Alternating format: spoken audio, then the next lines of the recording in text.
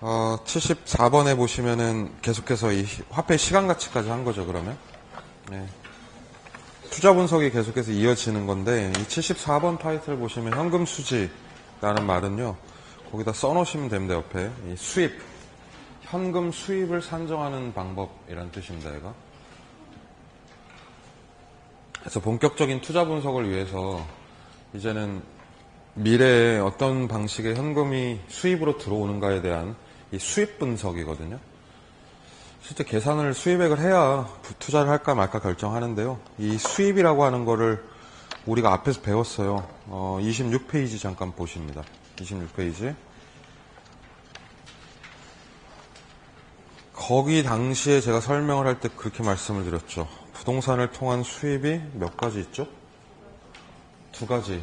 기억나셔야 됩니다. 딱 보면. 26페이지의 첫 번째 그림이죠, 그게. 건물을 사서 임대사업을 하면 영업수입 생기죠. 네, 수입이라고 하는 게 첫 번째 영업을 통한 게 있고, 두 번째 이걸 되팔면서 프리미엄이 붙을 수 있다. 그러면서 처분 수입이라는 게 생기죠. 이 수입이라고 하는 게 지금 두 가지예요. 이렇게 앞에서 배운 내용이 영업수입과 그리고 처분 수입이 있는데, 이 영업수입을 갖다 소위 소득이득 이렇게 불렀죠. 그리고 처분 수입을 자본이득이라고 했습니다. 그럼 지금 이 시간부터는 이제 뭘 할 거냐면 이 두 가지 수입을 구하는 과정을 배우실 거예요. 어떤 방식으로 영업이득을 추정을 하고 어떤 식으로 자본이득을 추정을 하는지 이 두 가지를 가르쳐 드릴 건데, 그걸 위해서 사례를 하나 써놓은 겁니다. 맨 밑에 보시면 건물 한 채 그려져 있고요. 디테일한 사례들이 나와 있죠. 이 사례는 중요한 건 아닙니다. 단순하게 이해를 돕기 위해서 하는 거니까요. 35페이지 아래쪽 펴놓고 그냥 제가 드리는 말씀을 들으시면 됩니다. 가령 이런 게 있다는 거죠. A라는 사람이 임대사업을 하려고 하는데 할까 말까 고민이에요, 지금 사실. 그래서 이 임대사업을 통해서 어떤 내가 현금 수입을 거둘 수 있는가를 계산을 하려고 하는 겁니다. 이 건물이 좀 비싸죠. 100억짜리 건물입니다, 이렇게. 그래서 얘를 사가지고 임대사업을 할 건데 5년간 지금 현재 계획은 임대사업을 진행을 할 겁니다. 영업을 하고 5년 뒤에 이걸 매각할 계획이 있는데, 현재 이 건물이 프리미엄이 괜찮아요. 매각할 때 매각 예상 매도가가 120억 정도 예상이 된다는 거예요. 그럼 이 사람은 지금 돈 두 가지로 버는 거 나오죠, 그렇죠? 5년 동안에 월세 수입이 지속적으로 생길 것이고 처분했을 때 20억 프리미엄이 붙고요. 그래서 이 두 가지 과정을 구할 거예요, 지금부터. 근데 이 사무실에 약간 디테일이 있는데, 이 사무실이 40실이 있습니다. 근데 이 실당 예를 들면 50만 원을 받는다? 이렇게 돼 있는 거고요. 이 100억이니까 좀 비싸잖아요, 건물이. 그래서 내 돈만으로 못 사고 자기 돈 40억 꺼내서 이 부족한 부분을 융자로 메꿉니다. 그래서 융자 60억 끼고 들어가는 거예요, 이 건물에. 융자 꼈으니까 금리 조건, 만기 조건 써놨죠, 거기다. 금리 7%로 이걸 땡길 거고, 우리 만기 20년, 이렇게요. 그러면 이 저번 주 배운 거 복습 좀 합시다, 여기서. 100억이라고 하는 걸 뭐라고 그러죠, 총투자액, 이렇게 불렀죠. 총투자액을 부동산 뭐라고 한다? 이 학원에도 말이죠. 이 체벌이 필요하다, 이렇게 생각합니다. 구타, 폭력 이런 게 허용이 돼야 되는데 말이죠. 이 100억이 총 투자액이자 부동산 가치. 기억나셔야 돼요, 이거. 총 투자액 이퀄 부동산 가치. 처음에는 계속 까먹으실 거예요, 아마. 계속 보셔야 돼요, 다시. 총 투자액 부동산 가치 100억. 이 40억은 자기 자본이라고 합니다. 맞죠? 그럼 은행 돈 60억을 타인 자본 이렇게 불러요. 자기 자본, 타인 자본. 40억을 지분 투자액이라고 했고, 이 60억을 저당 모식이라고 하죠. 저당. 대부액, 그쵸? 론입니다. 얘가 레버리지 역할을 하고 있죠. 대출을 60억 껴가지고 들어갔는데 7%의 금리가 있습니다. 이 금리를 차입 이자율이라고도 하고, 얘를 타인 자본 수익률. 금리를 저당 수익률. 이렇게 부르죠.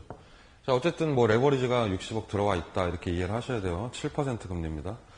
그렇게 5년간 영업하다가 이걸 되팔 건데, 그러면 이 사람은 요 과정에서 수입하나, 요 과정에서 수입하나, 수입 덩어리가 크게 두 가지가 생기는 겁니다. 자, 넘겨보시죠, 한 장. 그럼 다음 장을 보시면요. 회색 박스가 크게 두 개 보이시죠? 위로 아래로.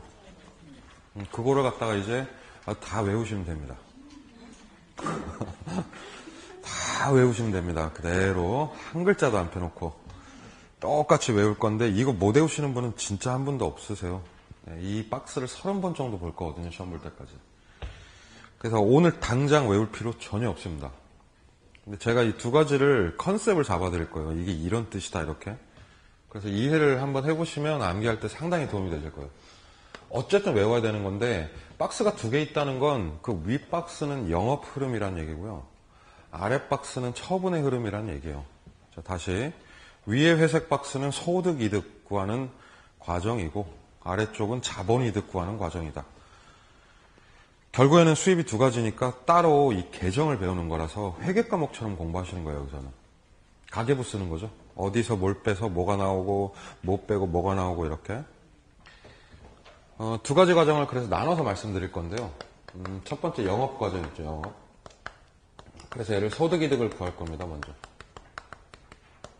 근데 컨셉을 좀 먼저 말씀드릴게요. 이게 지금 요 양반이 5년간 임대사업을 한다고 했으니 일단은 임대사업에서 이 풀로 만실이 돌아가면 영업이니까 매출이라는 게 있지 않겠습니까? 총 매출? 임대사업을 통해서 얻을 수 있는 가능한 총 매출이 있을 텐데 이 매출을 구해 놓고 그 다음에 이제 계산을 시작을 하는 거예요. 매출은 지금도 구할 수 있습니다. 이거 40실에 실당 50이라고 했죠. 그럼 풀로 돌아가면 얼마예요? 2천만 원을 버는 거죠. 이게 총 매출이잖아요. 근데 이 돈이 다 들어오진 않는다 주머니에. 그러니까 임대사업 하다 보면 뭐 나가는 돈들이 분명히 있을 거라고요. 그래서 그 나가는 비용들을 이렇게 뺄 거예요. 하나씩. 처음에는 임대사업 하니까 각종 경비 나가는 거 있을 거고요. 영업경비. 그리고 그 다음에는 요 레버리지 내야죠. 부채. 그러면은 부채 비용 뺄 거고요. 그리고 마지막에 돈 벌었으니까 나라에 세금 내야 되잖아요. 그러니까 전체 이 큰 파이 덩어리에서 세 가지를 뺀다. 경비, 부채, 세금. 중요한 건 이걸 순서대로 빼야 돼요. 이 순서가 뒤집히면 틀립니다. 그래서 제가 앞으로 얘를 경부세 순서 이렇게 부를 거예요. 경비, 부채, 그리고 막판에 세금을 내면 세금을 완납을 하면요. 그럼 그 회색 박스 마지막에 보세요. 그럼 뭐가 나오는 거예요? 맨 끝에? 세후가 나오는 거예요. 세금 냈어 이런 뜻이죠. 세금 낸 후에 최종 현금 수지가 나오는 겁니다. 그 박스의 시작이 뭐죠? 맨 위에서 시작하는 말이 가능. 그게 매출이에요. 매출. 한마디로 말하면 매출이고 그 매출에서 빼고 했더니 마지막에 내 손 위에 딱 세후 현금 수지가 남는 겁니다. 어떤 컨셉인지 아시겠죠? 그래서 얘를 갖다 좀 써볼게요. 제가 이제. 그러니까 영업을 통한 현금 흐름의 시작은 처음에 이렇게 표현합니다. 가능 조소득이다. 자, 조자 한 글자만 동그라미 딱 쳐보십시오. 이 조. 조소득이란 말을 잘 안 쓰는데 현실에서는 굉장히 많이 만나실 거예요, 이제. 이 조는 총이란 뜻이에요, 총. 토탈 개념입니다. 보통 영어로 이제 그로스라는 단어를 표현하는데 이게 전체적인 이런 뜻이에요, 그냥. 그래서 이 말을 그대로 해석하면 임대사업을 통해서 내가 올릴 수 있는 가능한 총소득 예측되는, 그럼 이건 매출이에요. 매출인데 그래서 얘를 옆에서 동의어로 잠재 총소득이라고 표현하기도 합니다. 오른쪽에 보시면 나와 있어요. 잠재 총소득. 미래에 잠재적으로 올릴 수 있는 총 매출 이런 뜻이겠죠.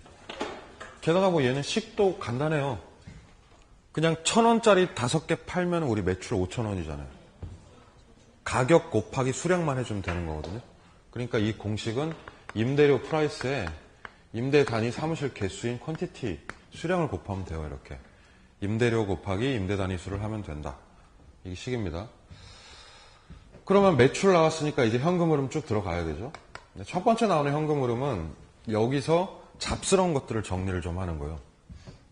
여기에 빼기 잡손실을 하고 여기에 더하기 잡수입이 들어가거든요. 이렇게. 근데 계정에는 잡손실, 잡수입 쓸 수는 없으니까 얘를 이제 이름을 붙이는 거예요.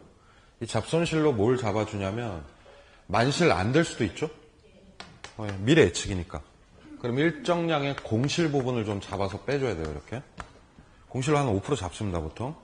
그리고 그 옆에 보시면 불량부채라는 게 있을 텐데, 이 불량부채는 임차인들이 제때 임대료 안 낼 수도 있죠. 보증금에서 깔 수도 있고, 그러니까 그런 부분들을 좀 잡손실로 잡아서 빼줘야 된다는 거예요. 5%요. 그리고 여기에다가 기타 수입이라는 게 더해지는데, 요거 뭐, 자판기, 또 뭐 주차장 이런 거 운영하면서 좀 짜잘한 수입들 생길 수 있으니, 그런 거 이제 더해주면은 여기 조정이 되는 거죠. 그래서 빼고 더하고 하면은 조정된 유효한 총 매출이 나옵니다. 예, 걔를 이제 말 그대로 유효 조소득이라고 부릅니다. 조정을 한 거죠, 매출을 약간. 그런 다음에 여기서부터 이제 본격적으로 세 가지. 경부세. 그러니까 뭐 먼저 빼는 거예요, 이제? 영업경비 치고, 여기서 유효조소득에서 영업경비라는 거 딱 빼내고요. 경비 뺐으니까 이제 뭐가 나온다? 그럼 순수한 영업소득이 나옵니다. 얘를 순영업소득이라고 부릅니다. 영업을 통한 일단 수입은 계산이 끝난 거예요, 이제. 그럼 영업과 관련한 거 다 뺐으니까 그 다음으로는 이제 레버리지 처리해줘야죠. 그 다음에 이제 부채 들어갑니다. 근데 부채가 아니라 뭐라고 돼 있죠, 여기? 부채 서비스라고 돼 있네요. 부채 서비스액은 어떤 금액이다? 그쵸, 이것도 저번 주에 했어요. 이거 원리금이에요, 원리금. 네, 상환액 맞습니다. 원리금, 원금 플러스 이자 금액이죠. 그래서 부채 서비스액을 은행에 원금 이자 갚아줘야 됩니다. 얘를 다른 말로 저당 지불액이라고 합니다. 지불액 하나 써놓으시죠. 저당 지불액을 뺀다고 해도 되겠죠. 뭐 그런 식으로 원리금이 나가는 거고요. 원리금이 나가고 나면 그 다음에는 이름이 쉽죠? 세금 내기 전이 나옵니다. 세금 내기 전에 현금 수지가 나오고, 세금 내기 전이니까 세금 빼면 되지 않나요, 이제? 그래서 여기서 영업소득세라는 걸 빼는 거죠. 그래서 영업소득에 대한 세금까지 완납하면 마지막에 나오는 건 뭡니까, 이름이? 세금 낸 후에 최종 현금 수지가 나온다.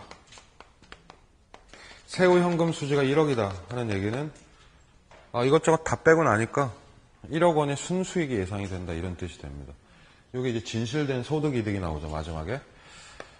그래서 이 과정을 전체적으로 그냥 계정별로 익히시는 거예요. 실제 이 그림이요, 이렇게 나온 적도 있어요, 시험에. 최근 시험에. 그리고 이 기역, 니은, 디귿에 들어갈 말로 옳은 것은 뭐 이런 거. 사진 찍듯이 이렇게 계정을 쫙쫙쫙쫙쫙 보셔야 됩니다.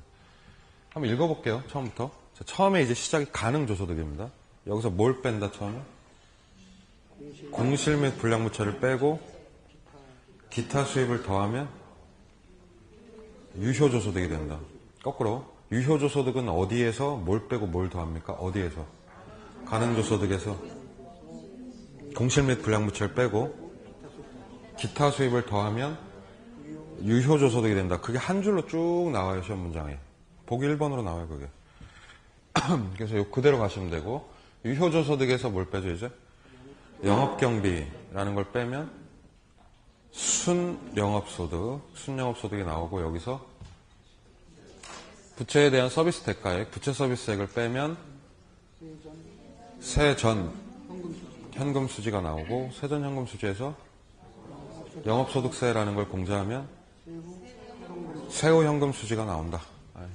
그거 이제 계속 외우셔야 되는데, 공부하실 때 이거를 적지 말고 좀 읽으셨으면 좋겠습니다. 적는 것보다는 읽는 게 훨씬 나아요.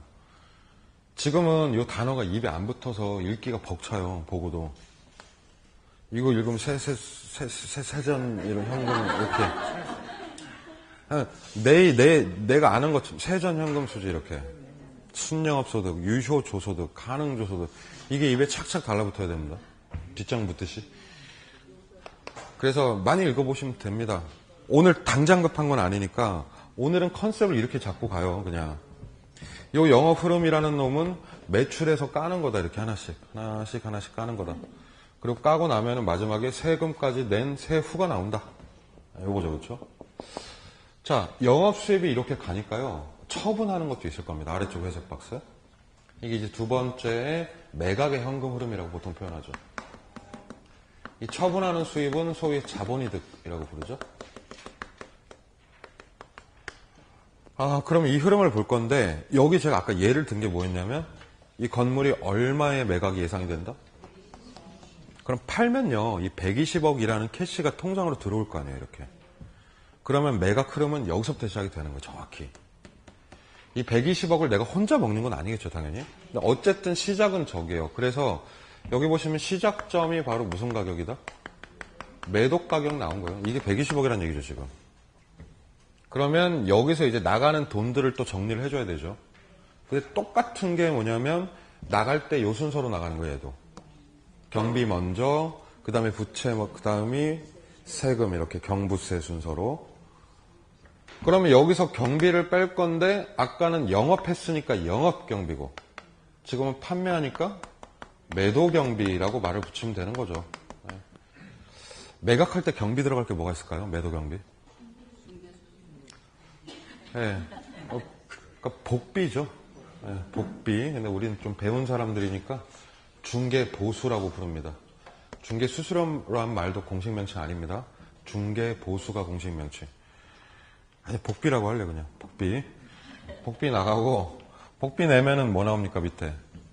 순 나와요, 순. 근데 이번엔 순 영업소득이 아니라 순 매도액이라고 하는 거죠.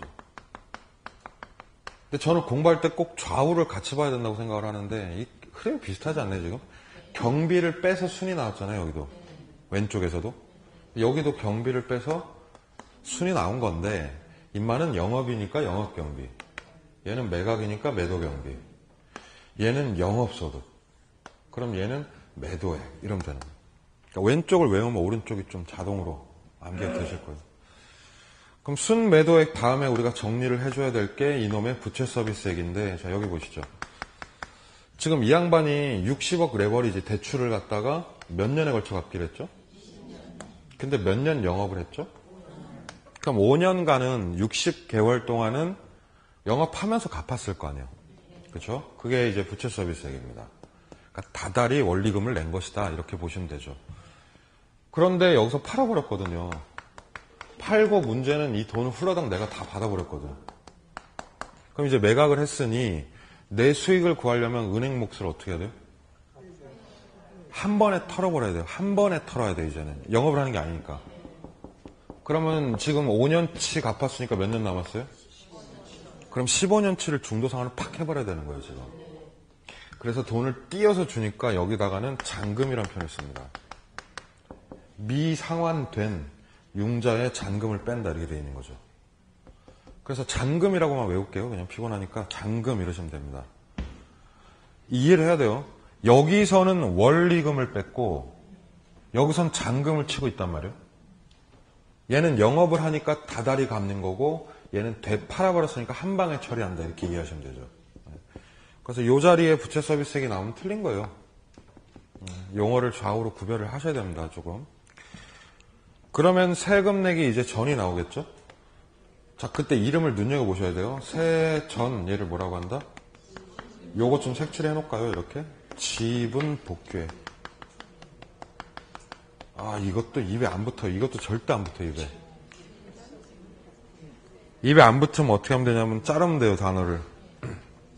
세전 자르고, 지분 자르고, 복귀액 따로 보시면 되죠. 그럼 세금 내기 전에 지분 누구 돈? 내 돈. 내 돈이 나한테 뭐 하는 거예요? 돌아오는 거예요. 왜 내 돈이 돌아와요? 팔았으니까 이해를 하셔야 돼요, 단어를. 여기서 매각을 했으니까 내 투자액이 나한테 어떻게 하는 거죠? 그냥 돌아오는 거예요. 그러니까 이 복귀라는 말에 매각이 들어가 있는 거죠, 사실은. 그럼 세금 내기 전에 이제 5년이 내 돈이 돌아왔으니까 여기서 세금만 납부하면 된다. 매각 세금이니까 양도세 내면 되는 거 아닙니까? 예, 그 양도세를 우리 개론에서는 바로 이 세금이라고 부릅니다. 이름 쉬워요. 자, 무슨 세? 자본이득에 대한 세금이다. 이게 처분 세금이기 때문에 양도세라고 이해하시면 되고. 근데 이런 특이한 말을 쓴다는 거죠. 자본이득세. 이게 이제 이론적인 용어입니다.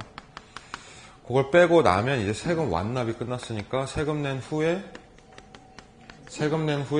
내 돈이 나한테 완연하게 컴백하는 거죠. 복귀. 이렇게. 자, 그럼 여기 이제 매각 흐름의 끝입니다. 자, 매도 가격에서 뭘 뺀다? 매도 경비. 매도 경비 빼면 순매도액에서 두 글자로 뭘 빼요? 잔금. 그러면 세금 내기 전에 세전 지분이 복귀한다. 지분 복귀액. 그쵸? 거기에 자본이득세를 빼면 마지막으로 그러면 매각 흐름이 끝입니다. 이 시험 문제 거의 대부분이 이 과정을 거의 그대로 물어보는 거라 제가 아까 말씀드렸다시피 회색 박스 두 개는 그냥 농담으로 드린 말씀이 아니라 그대로 외우실 거예요. 앞으로. 오늘 뭐 요 정도 이해하면서 정리하시면 되는데 얘기 처음으로 돌리면 여기로 갑니다. 지금 우리가 요거 구한 거예요. 요거 수입은 두 가지로 나눠질 수 있다. 영업이득과 처분이득. 영업의 소득이득이죠.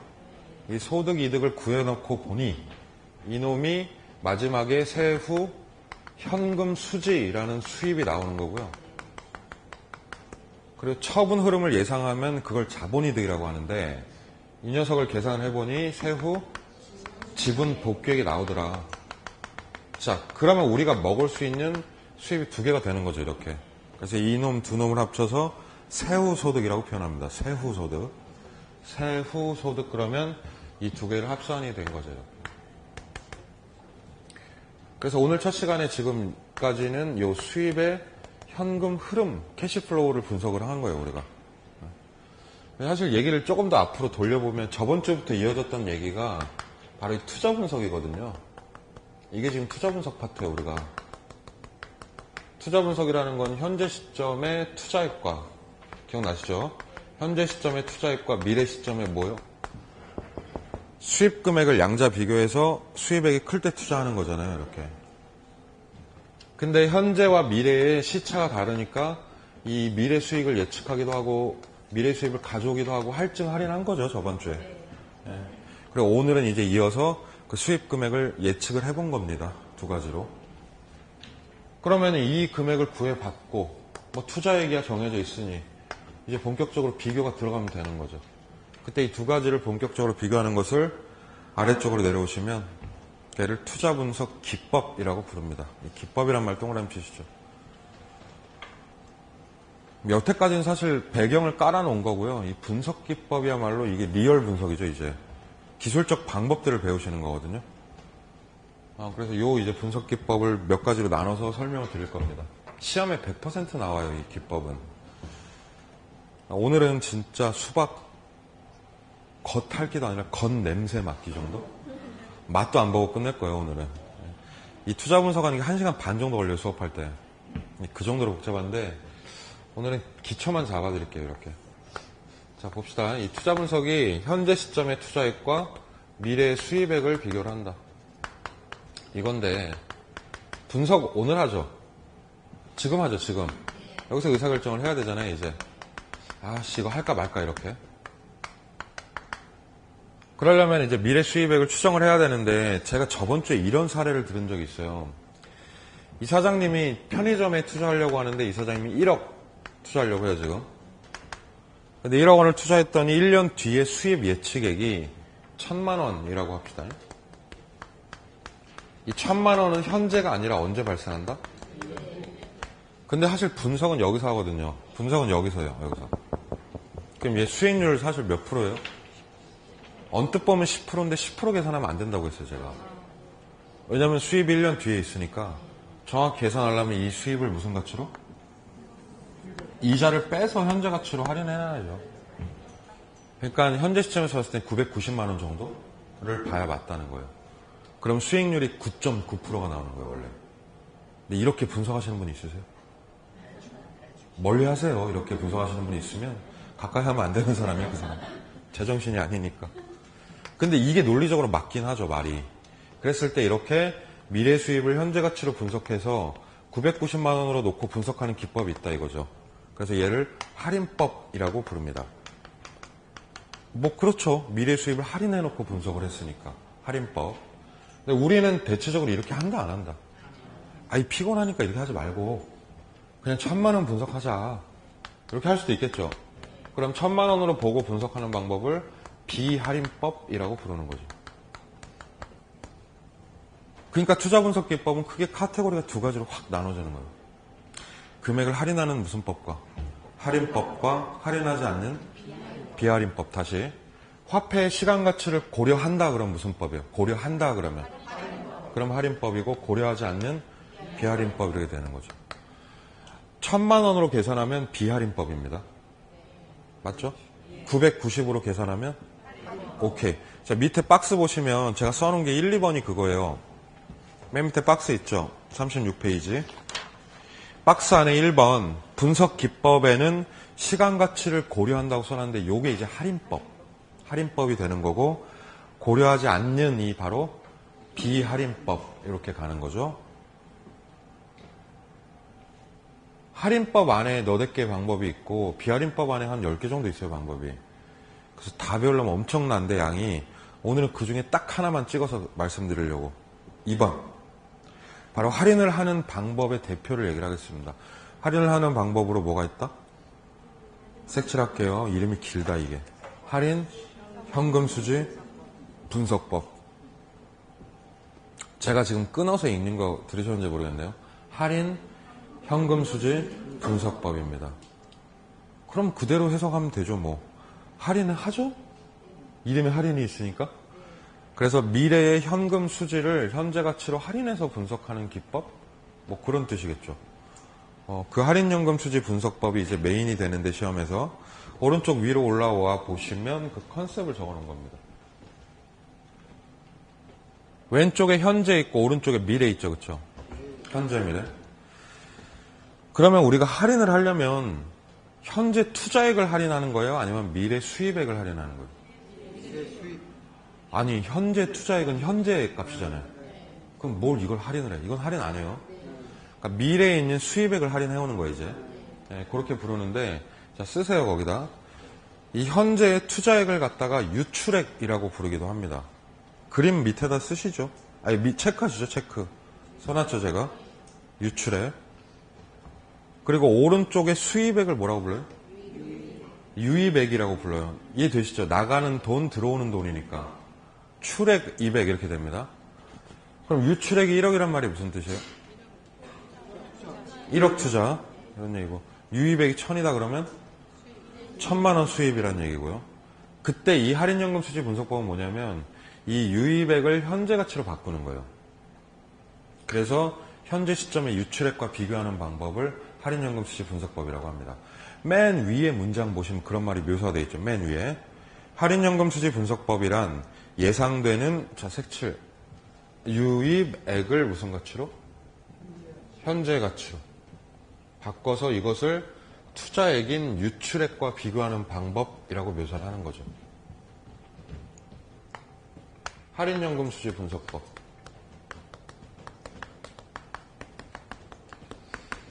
그러니까 얘를 갖다 문장으로 묘사하면 이렇게 나와요, 시험에. 지금은 이게 별 느낌이 없으실 텐데 이게 굉장히 중요합니다, 나중에. 이 할인연금 수지 분석법을 하려면 미래 수입액인 유입액을 무슨 가치로? 현재 가치로 바꿔야 돼요. 그래서 우리가 책에다가 표기는 이렇게 돼요, 보통. 이론적으로 유입의 현이란 말을 붙입니다. 그럼 이건 할인이 됐다는 얘기예요, 이 금액이. 그래서 유입의 현가와 유출의 현가를 서로 비교하는 방법. 그럼 쉽게 말하면 수입액과 투자액을 비교하겠다는 거 아니에요, 금액을. 네. 이렇게 되는 건데, 이 유출액 뒤에는 현가라는, 여기 보세요. 유출액 뒤에는 현가라는 말이 없어도 됩니다. 왜냐면 유출액은 원래 현가거든요. 근데 문제는 이거예요. 이게 시험에 계속 나오는 건데, 이 수입 뒤에 현재 가치란 말이 없으면 이건 큰일 나요. 좀 와닿게 말씀드리면, 만약에 이렇게 써져 있잖아요, 문제. 그럼 이건 1000만 원이란 뜻이에요. 유입액이니까. 그런데 여기에 현재 가치라는 말을 딱 붙이잖아요, 이렇게. 그럼 얘는 이제 990만 원 된 거예요. 그러니까 유입 뒤에 현재 가치라는 말이 없으면 이건 틀린 문장입니다. 이게 굉장히 많이 나오는 거예요, 시험에.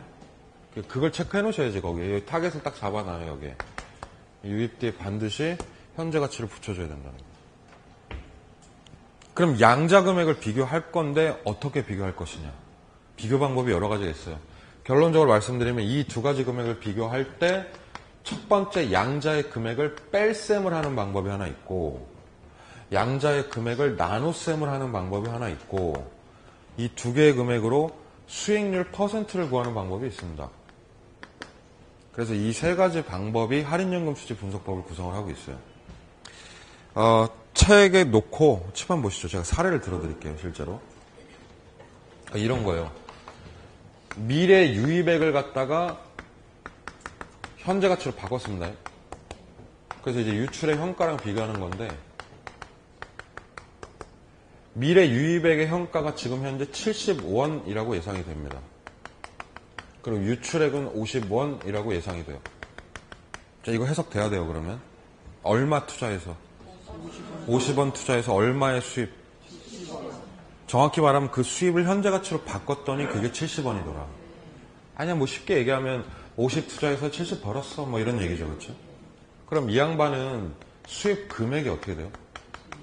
얼마 번 거예요? 20원 맞습니까? 그거 어떻게 구하세요? 이렇게 하면 되죠. 이게 통으로 보면 알죠, 이렇게? 이거 어떻게 구하셔요, 이거? 70원 빼기 50원 하시면 되죠.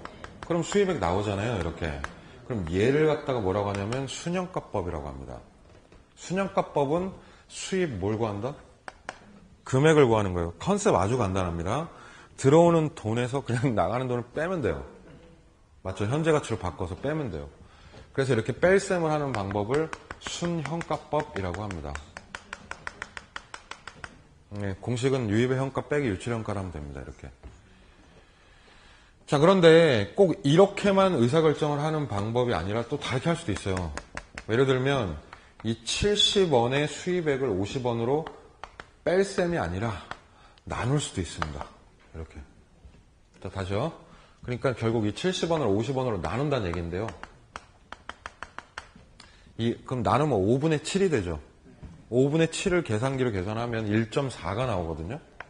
그럼 얘는 뭘 뜻할까요? 1.4. 1.4원을 벌었다는 얘기는 아닐 거 아니에요. 얘를 어떻게 해석을 해야 되는 거죠? 투자 대비. 내가 몇 배? 그렇죠. 1.4배를 벌었다. 이 배수잖아요. 또는 비율인데 이 상대적 비율이죠. 그랬을 때 이렇게 나눠서 1.4배를 벌었다라고 얘기를 하는 두 번째 방법. 이걸 갖다가 나눗셈을 하는 수익성 지수법이라고 부릅니다. 별거 아니죠. 그렇죠? 나누면 돼요. 그래서 수익성 지수가 1.4 나오면은 1.4배 번다 이렇게 그냥 가면 되는 거고. 그리고 예를 들어서 이 유입액이 70원이고 유출액이 50원이라면 이거 수익률 구할 수 있습니다. 수익률. 이 투자 안에 수익률은 몇 프로일까요? 자, 수익률은 어떻게 구하시냐면 총 투자액분에 그리고 순수익을 하시면 돼요. 투자액분의 순수익. 얼마 투자했어요? 50원 나갔고 순수익 얼마? 20원 들어왔고 그럼 얘가 수익률이에요. 5분의 2.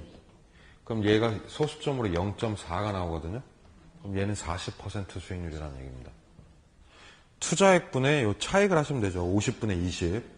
예, 그래서 40%를 구하는데 이렇게 수익률의 퍼센트를 구하는 방법을 소위 내부 수익률법이라고 부릅니다.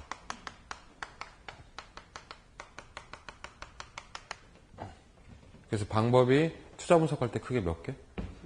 예, 이렇게 세 가지로 갈라지는 거예요. 순형가법, 수익성 지수법, 내부 수익률법 이렇게 되는 거죠. 근데 사실 우리가 이 방법을요 현실에서 다 들어봤어요. 한 번쯤은. 그러니까 뭐 그런 거죠. 한번 골라보세요. 여러분들이. 내 친구가 나한테 그러는 거야. 너 여윳돈 있니? 너 그럼 투자 좀 해. 야, 그 펀드 그거 넣으니까 수익률 한 8% 정도 난다더라. 그럼 그게 8%가 뭐예요? 그럼 뭐 야매로 얘기하자면 그게 내부 수익률이라는 얘기예요. 8% 번다 이랬잖아요. 그 다가구 주택 거기 있잖아. 거기 투자했더니 야 2억 벌었대 걔. 이렇게 얘기한 거 2억. 그럼 뭐예요? 그럼 이건 순형가라는 거죠. 그렇죠? 그리고 뭐 거기 뭐 재건축 뭐 투자했더니 투자 대비 2배는 먹는다고 그러더라. 야 이러면 수익성 지수법이죠. 이게 안 쓰는 말이 아니에요. 우리가. 제가 밑에 그려놓은 그 그림 바로 그겁니다. 이 오른쪽에 언니가 1호 전에 서서 여기 투자를 하시면 3억 원을 벌어요. 3배를 벌어요. 30%를 벌어요.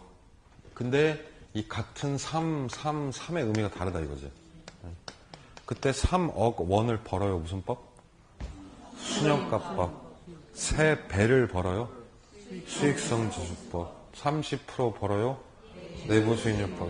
아시겠죠, 문제? 예. 이렇게 얘기하면 더없이 쉽지만 이게 사실은 굉장히 어렵습니다. 제가 너무 야매로 얘기한 거예요, 지금. 근데 직관적으로 이해할 때는 이게 맞긴 해요. 맞는 말이에요, 셋 다. 금액을 구하거나 배수를 구하거나 퍼센트 수익률을 구해서 우리가 의사결정을 한다는 거예요, 이 방법으로. 그래서 이 방법들을 통해서 최종 의사결정을 하게 되는데 투자를 하겠다라고 판정하면 그걸 채택. 그리고 안 해. 그럼 그걸 뭐라고 한다? 이 기각이라고 하는 거죠. 채택과 기각을 이 크게 보면 세 가지 방법으로 많이 결정을 한다. 이렇게 보시면 됩니다. 하나 넘겨보시죠. 그럼 내가 투자를 하기로 했어요. 채택. 그럼 투자를 하기로 했으면 뭐가 필요하죠? 요 투자하기로 했잖아요. 그럼 요거 살짝 내리시면 되죠, 이렇게. 약간 이렇게 좀 힘들어지면 되잖아요. 뭐가 필요해요, 이게? 돈이 필요해요, 돈. 돈 필요하면 땡겨와야지. 그게 타이틀 06번보다 금융론입니다. 투자론 다음에 금융론이 들어가는 거예요. 투자하기로 했으니 자금을 융통을 하자 이런 얘기 아니겠습니까? 금융은 자금의 융통이란 뜻이죠. 줄여서 말하는 건데 우리 입장에서는 다 뭐예요? 대출이에요, 대출.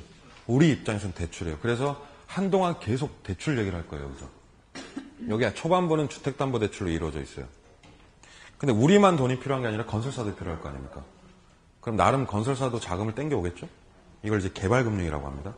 그래서 이제 그것들을 배우실 거고, 크게 보면 양대축으로서는 소비금융과 개발금융으로 나눠지면서 이제 금융이 흘러가는 거죠. 그래서 안 그래도 지금 얘기 한번 쭉 해볼까요? 표 보면서. 금융의 분류라고 나와 있는데, 금융의 시작은 이 세 세트 분류되면서 이루어지는 거예요. 외울 거 없으니까 얘는 책을 편안하게 읽을게요, 제가 지금. 자, 첫 번째 보시면 무슨 금융이 있어요? 쓰세요, 그 위에다. 소비금융과 개발금융이란 말 위에다가 주체별 분류라고 쓰세요. 누가 돈을 땡기느냐의 주체별 분류 이렇게 되는 거죠. 뭐 볼 것도 없이 소비금융은 나고 개발금융은 건설사고 이렇게 보시면 돼요. 1번 소비금융이란 자 밑줄 일반적으로 뭐다? 주택담보대출을 의미합니다. 그러니까 아랫줄 자금의 수요자인 우리 차입자들이 자신의 주택을 담보로 잡히고 저당을 때리고 자금을 은행으로부터 대출받는다. 이해됐죠? 2번에 소비금융을 하게 되면 대출액을 국민은행에서 1억을 한 번에 받죠. 그걸 무슨 대출? 일시불 대출이라고 하고 갚을 때는 막 10년, 20년씩 나눠 갚는다. 무슨 상환? 분할 상환입니다. 외울 거 없어요. 분할 상환. 3번. 그런데 이 개발금융이라고 하는 건 가장 어려운 말로 하면 건축 대부. 괄호 안에 있는 건설금융으로 이해하자 이거죠. 삽질 대부입니다. 이 삽질하면서 돈 끌어모으는 건데 아랫줄 자금의 수요자가 누가 되죠 이제? 시행사나 건설사, 쉽게 말하면 시공사. 그러니까 시행과 시공에서 자기들 파이낸싱을 하는 거죠. 그런 금융을 개발금융이라고 합니다. 그런데 뭐 아파트 짓는데 보통 1,000억 이상 들거든요. 그러면 이 돈을 땡겨올 때 금액을 한 번에 줄 리가 없어요, 은행에서. 갖고 튈 수도 있잖아요, 얘가. 그래서 아랫줄 4번에 대출 금액이 보통 어떻게? 분할 제공이 된다는 거. 이건 공정별 대출이다 이렇게 얘기하기도 합니다. 분할로 대출을 하기도 하고 갚을 때는 어떻게? 분양금 받아서 한 번에 다 갚아줘야 돼요. 그래서 얘를 일시불 상환을 한다라고 표현을 하는 것뿐입니다. 우리에게 주택담보대출이 있다면 건설사에겐 프로젝트 파이낸싱이 있습니다. 그래서 마지막에 5번에 현재 우리나라의 대부분 시행시공사에 의해 진행되는 사업에서는 자, 요거 별표예요. 프로젝트 금융이라는 게 활용이 된다. 프로젝트 금융이라는 말보다는 그 괄호 안에 있는 표현대로 프로젝트 파이낸싱이라는 표현 쓰고요. 뭐 요거 배우실 거예요, 오늘. 요거 이제 소위 PF라고 많이 부릅니다. PF 대출. 요건 좀 알아두셔야 돼요, 제대로. 그게 이제 주체에 따른 분류였습니다. 두 번째로 내려오시면 세로 축에 직접금융, 간접금융이 있나요? 조달 방법에 따른 분류입니다. 조달 방법. 우리들은 돈 빌릴 때 무조건 어디 가서 빌려요? 우리들은 지나가는 사람들한테 돈 꺼주세요 할 수는 없잖아요, 나가서. 그러니까 은행을 경유하지 않으면 돈 빌리기가 거의 불가하단 말이죠. 그렇게 은행을 통한 파이낸싱을 2번 동그라미에 있는 간접금융이라고 합니다. 은행을 통해서 간접적으로 돈을 조달하는 거죠. 그래서 간접금융은 쭉 읽어보시면 은행을 통하여라는 6글자가 있을 거예요. 그게 이제 핵심입니다. 일반적으로 그냥 담보대출? 이렇게 이해하시면 될 것 같고. 근데 기업들은 말이죠. 은행 통하지 않고 돈 걸 수 있어요. 가능합니다. 그러니까 삼성에서 돈이 필요한데 삼성에서 1,000억 원이 필요하면은 대출 받아도 되겠죠. 그럼 그게 간접금융이고. 근데 기업들은 1,000억 원 필요할 때 어떻게 하면 돼요? 그냥 자신의 눈알을 이렇게 빼서 팔면 됩니다. 콧구멍 뜯어가지고 팔고. 지분을 나눠서 팔면 되는데 그게 뭐다? 주식이죠. 주식. 그렇죠? 자신의 몸뚱아리를 조각을 내서 팔면 됩니다. 지분권을. 그러니까 이 주식 자체는 은행을 통하지 않고도 돈 조달할 수 있는 거죠. 그럼 사람들이 주식 투자하면 그 투자금으로 돈 쓰면 되잖아요. 또는 말이죠. 어떻게 하면 되냐면 야 갚을 테니까 좀 꺼줘. 한 6개월만. 이렇게 약속증서, 원 같은 거 발행하면 돼요.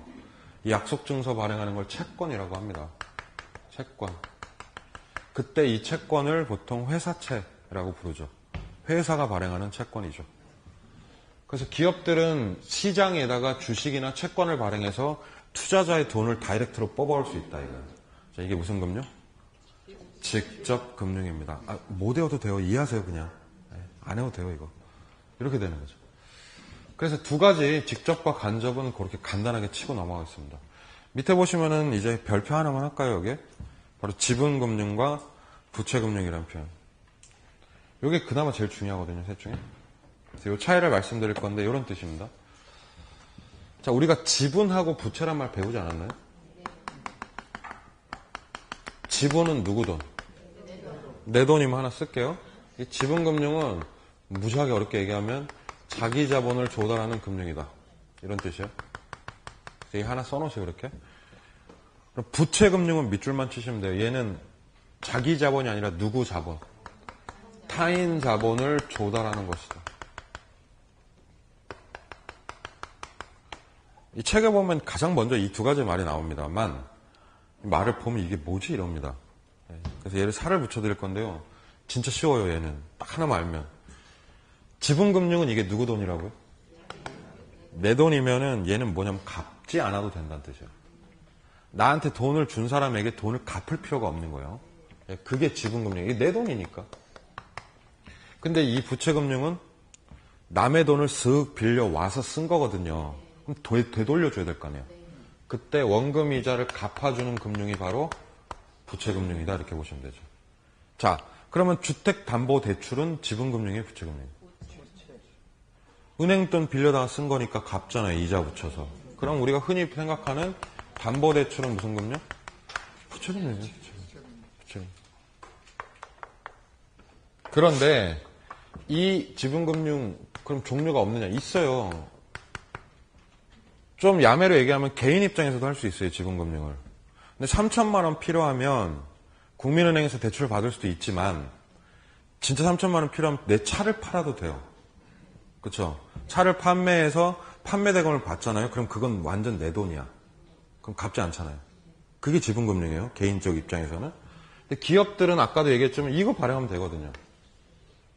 주식을 발행한다는 건 기업이 지분권을 판매한다는 뜻이에요. 내 몸뚱아리 일부를 너에게 주겠다 이런 얘기예요.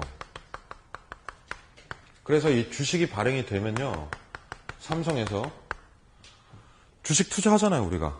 그러면 삼성에서 이 투자금의 원금 플러스 이자를 갚아요? 안 갚아요. 이건 판매 대금을 받고 삼성이 꿀꺽하는 거예요, 그 돈을.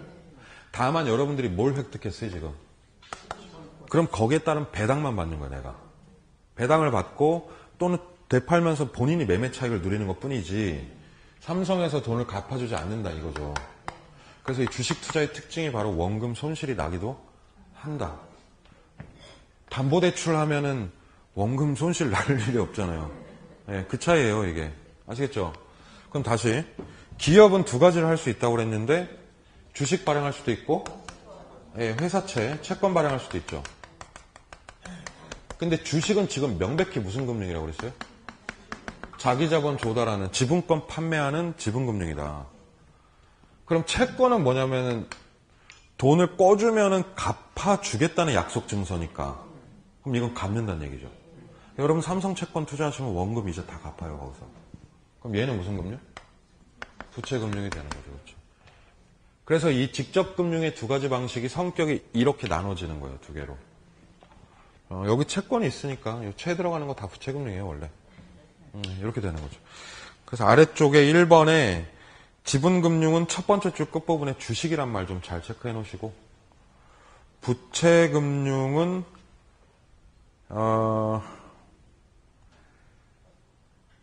쓰세요. 아니다. 처음에 있다. 처음에 저당을 설정하거나 사채를 발행한다 이런 얘기 있죠. 이 사채라는 게 회사 채권입니다. 뭐 빚내는 거 아니에요, 개인적으로. 그래서 회사 채권이란 뜻이고 그렇게 되는 거죠. 그래서 이러한 다양한 금융 기법들에 대한 공부도 하실 거예요, 나중에. 지분금융과 뭐 부채금융 방식들. 자, 어쨌든 금융 구분은 그렇게 되는 거고, 이 초반부에는 보통 주택담보대출이 주를 이루니까 우리가 잠시 쉬었다가 77번에 있는 담보대출 얘기를 들어가도록 하겠습니다.